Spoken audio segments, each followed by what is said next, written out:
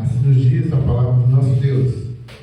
E aconteceu que, indo-nos nós à oração, nos saiu ao encontro uma jovem que tinha um espírito de adivinhação, a qual, adivinhando, dava grandes lucros aos seus senhores. E essa, seguindo a Paulo e a nós, clamava dizendo: estes homens que nos anunciam o caminho da salvação são servos de Deus Altíssimo. E isto fez ela por muitos dias. Mas Paulo, perturbado, voltou-se e disse ao Espírito: em nome de Jesus, te mando que saia dela. Na mesma hora, sai. Vem, amados, Atos dos Apóstolos. É um livro que traz o contexto da vida dos apóstolos, os atos que eles realizaram no tempo que eles estiveram aqui, trazendo os ensinamentos, fazendo as curas, milagres, maravilhas, os atos pelo Espírito Santo de Deus. E nós vemos que estes homens, eles tinham discernimento espiritual, tinham sabedoria de Deus e autoridade de Espírito. Aleluia. E nós vemos nessa passagem que Paulo, Pedro e Paulo, os irmãos estavam ali, ensinando acerca do reino de Deus, da morte e ressurreição de Cristo. E nesse período ali que eles estavam naquele local ali, levando o Evangelho por vários dias, uma jovem, uma menina, ela os seguia e dizia: estes homens que estão falando estas coisas são servos do Deus Altíssimo. Aleluia.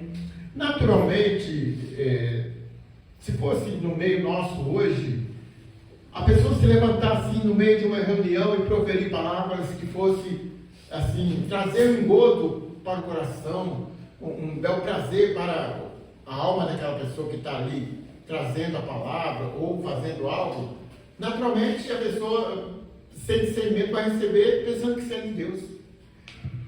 É aí que entra a vigilância, o cuidado espiritual, o discernimento e a autoridade do Espírito.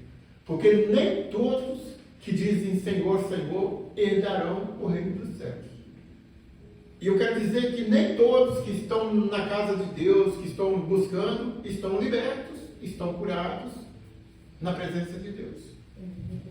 Às vezes, pessoas que não passaram por um processo de libertação, de entendimento, de santificação, ele começa a caminhar e fica envolvido ali naquelas coisas e ele não é ensinado, às vezes, por muitas vezes, em alguns lugares aí, acerca da entrada na presença de Deus, o que tem que fazer para que realmente o Espírito Santo de Deus encontre o seu coração preparado para que ele entre e faça morada na vida daquela pessoa.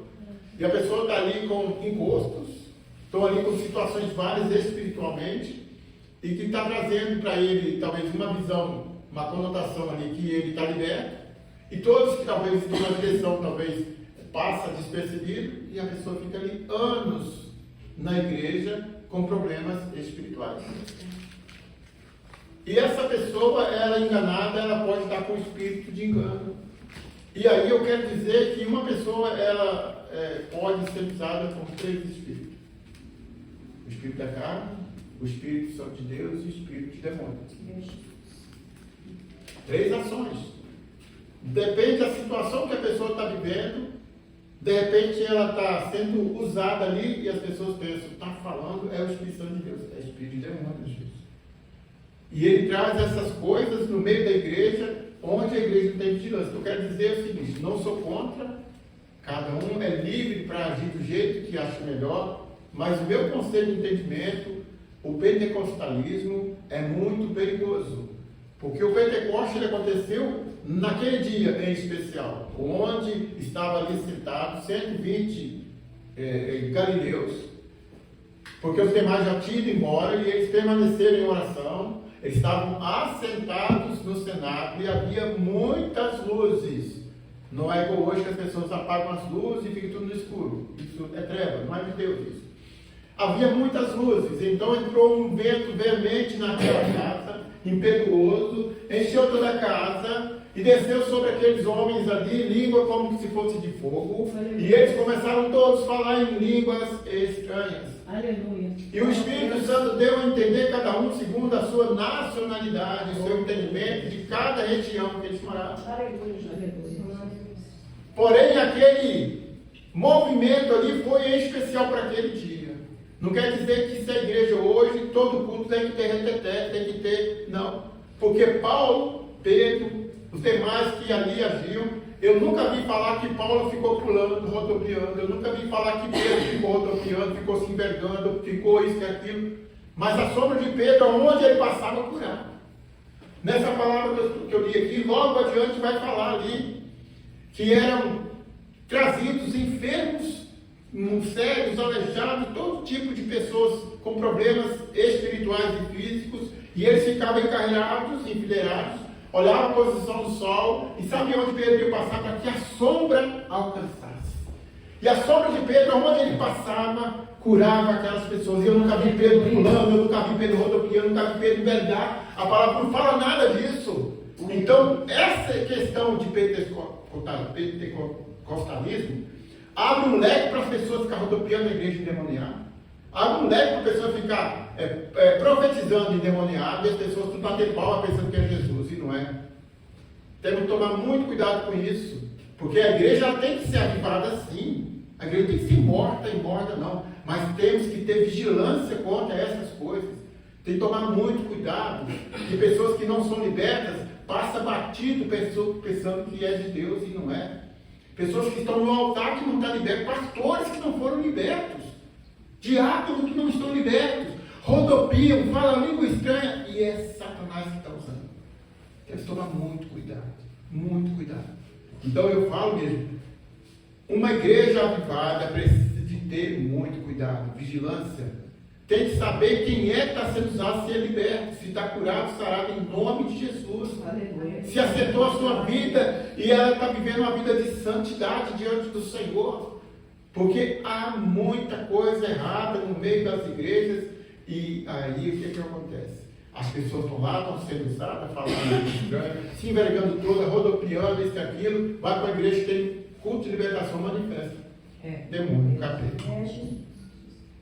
E aí, eu estava dizendo para uma pessoa ontem, igreja que não tem libertação, tem abertura para o cão agir. Verdade.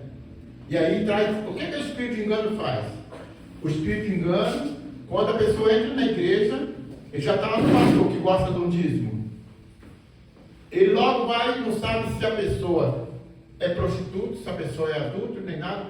É que Deus tem uma bênção para você. Se for de Deus, fala, homem, conserta a sua vida. Homem, acerta a sua vida. Você não está andando certo, sai do adultério. Aí Deus fala, mas vou dar chave de carro para a pessoa que está em pecado. Vou abrir uma porta de emprego, vou curar a enfermidade, vou falar isso, vou proferir isso. Se proferir, porque o próprio que está proferindo tem demônio. Porque se for de Deus, vai chamar a atenção para a pessoa se corrigir, se acertar, porque Deus ama a alma daquela pessoa. Mas se eu engordar aquela pessoa e falar que ele está bem, ele nunca vai procurar libertação, porque ele fala, estou bem, Deus está falando comigo. Ele não se preocupar. O cara acabou de sair da prostituição ontem, está sendo abençoado, vou falar, eu posso continuar, ué. Deus tem medo para mim, Deus me ama demais, ué. Então, é o que eu quero dizer. Quem está à frente precisa estar no jejum, na oração, e ter cuidado e vigilância, e para poder estar conduzindo a igreja na presença do Senhor. Eu não sou contra a igreja dar um glória a Deus alto, eu não sou contra a igreja cantar louvores, a igreja estar alegre, bater, eu não sou contra, eu sou contra essa rodopiação na igreja, igual a gente vai em certos lugares, acaba o culto, fica lá aquele festival de pastor botando a mão na cabeça, a pessoa rodando, bate em cadeira, cai para lá, cai para cá. Para que serviu aquilo? A pessoa cair lá uns 15 minutos lá no chão, levanta depois, a gente percebe que a pessoa está endemoniada, a pessoa está toda, né? Aí bota a mão na cabeça de outro e cai, roda e rebenta tudo. Para que isso? Serve para que isso? Glorificar o nome de Deus não está glorificando. Eu acho que está chamando a atenção para as pessoas. E aquilo ali é espírito de engano, porque o pastor mesmo sem sabedoria de Deus, ele tem unção. Se bota a mão na cabeça de alguém que está com coço, vai manifestar. E ele, o que não tem sabedoria, os outros demais vai pensar que é Deus, e é demônio. Porque a mão gira onde bate, o demônio ele manifesta, ele roda, ele cai lá para o chão, e até profere algumas coisas, mas é espiritual. Então, a mão ungida, ela quando toca, tem que fazer o mover de Deus, mas tem que ver, tem discernimento se é Deus, se é demônio, para poder trabalhar. E ali Paulo teve essa sabedoria. Está ali, esses homens que estão falando essas palavras são homens servos de Deus Altíssimo. Ele viu que era Satanás. Porque o diabo queria colocar no coração deles o encontro para eles perderem o som. Então, se Paulo pensa assim, ele perdeu o som de Deus. Sai dela em nome de Jesus. Tudo saiu. Aí os magistrados, os homens lá que eram os senhores dela, que recebiam lucro pelas adivinhações dela, né? Eles recebiam dinheiro, ficaram bravos, levaram Paulo, os dois servos, para os magistrados. Aí fizeram lá aquela votação, rasgaram as vestes deles, mandaram levar para a prisão, e lá pegaram e prenderam ele pés e troncos e botaram vigilância ali. Mais perto da meia-noite, entrou um vento, balançou toda a casa, um terremoto, melhor dizendo, tremeu todo o cárcere e abriu a prisão de todos. Os cárceres abriram, naquele terremoto abriram as portas e as prisões que estavam prendendo o braço e os pés se arrebentaram e eles ficaram soltos. O carcereiro chegou, viu que estava todo solto ali e tal, ficou com medo. Aí logo eles gritaram: calma, estamos todos aqui. Porque ele já estava com a espada na cabeça querendo se matar, porque se ele deixa algum preso fugir, os poderosos iam matar ele. Mas por que aconteceu tudo isso ali? Deus permitiu. Porque Deus queria salvar aquele carcereiro e toda a sua casa. Que aí quando o carcereiro disse para eles assim: o que eu faço para aceitar assim? Aí foi ali, orou com ele ali, e ele pegou, lavou os vergões deles todinho, levou para a casa deles e lá foi batizado ele e sua casa, em nome de Jesus. Então, Jesus, o Senhor, por causa de uma alma, ele move com a vida do servo. Às vezes o servo está aqui, está andando de carro, daí a pouquinho o carro dele bate o motor. Meu Deus, eu botei óleo no carro, ajeitei tudinho, fiz correção, bateu o motor. Porque aonde que parou ali, talvez aquele mecânico precisa ouvir a palavra, e Deus vai abrir a porta para você que você está motor do carro, mas Deus quer salvar o mecânico, quer salvar uma mãe, o mecânico quer orar porque você ore por alguém. Então, Deus, ele trabalha segundo a sua vontade, né? Aí o que acontece? Daí a pouquinho, você vai ali, Deus providencia, você ganha o motor do seu carro, alguém paga. O que Deus quer fazer? Ele escolhe o momento, a hora, a circunstância. Então, que nem eles ali, foram presos, apanharam, para poder salvar o carcereiro e a sua família, né? E muitas das vezes, a gente nega o trabalho que Deus coloca na nossa vida. Às vezes, Deus, ele coloca algo na nossa vida, a gente murmura, e a murmuração, a gente perde a bênção, Deus desiste daquele momento ali, coloca outro para fazer, porque em todo momento, nós somos certos, não devemos murmurar, porque a murmuração, ela traz um prejuízo. Deus para o projeto por causa de uma murmuração, e ele coloca o outro para cumprir, porque ele não deixa de cumprir aquilo que está determinado por ele, né? É um alerta para nós, assim, que muitas das vezes a gente se esbarra numa situação: Deus, por que está acontecendo isso? Não, glória a Deus, Deus tem um projeto aqui. Deus tem uma coisa comigo hoje. Está acontecendo, eu não pequei, eu não estou errado. Se você está certo, você está lavado e remido no sangue de Jesus, está certinho com Deus, Deus está trabalhando, né? Não murmure, porque Deus tem obra ali, né? Então, é isso que eu tenho que falar. Que nós tenhamos discernimento e sabedoria